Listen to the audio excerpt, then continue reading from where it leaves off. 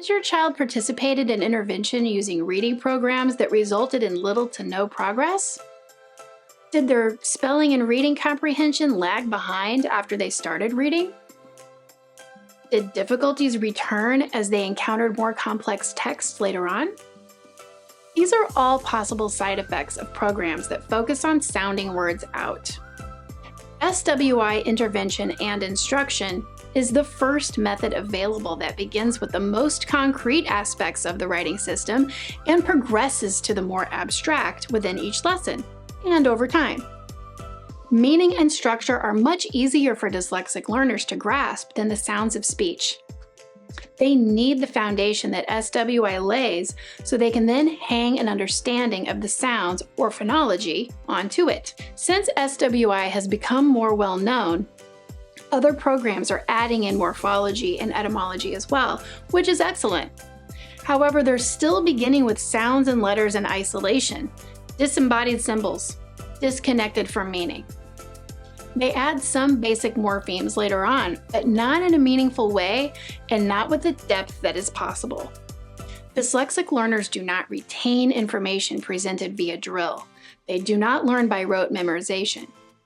Child-led inquiry and therapist or teacher-led inquiry are crucial to making the vast gains children experience using SWI in reading, spelling, vocabulary, writing, reading comprehension, and thus fluency. In one-on-one sessions, SWI can be tailored to each student's interests and learning needs because the journey is theirs to make. There is no one-size-fits-all sequence to follow.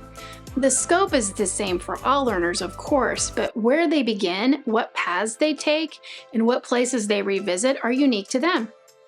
Even better, it's adjustable for all dialects. It's not prescriptive, meaning it doesn't assume a correct pronunciation and doesn't involve guessing by attempting to sound out. It's descriptive. We analyze what's there. Rather than asking children to memorize the sounds of letters before moving on, words are analyzed according to that child's pronunciation, after a foundation of meaning and structure has been laid. The process of structured word inquiry is to use the scientific method to analyze words. When we encounter a word, we begin by asking a question. What does it mean?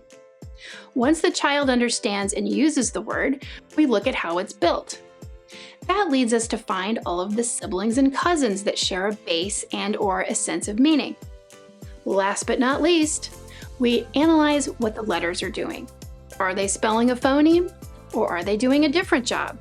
Are they doing more than one job, or are they a key to where the word came from? Overall, it's a top-down process in which students begin with the big picture and move down into the more abstract details. This is very relevant because this is the way dyslexic learners learn. The process is flexible and will vary from session to session depending on the child and the flow of the learning.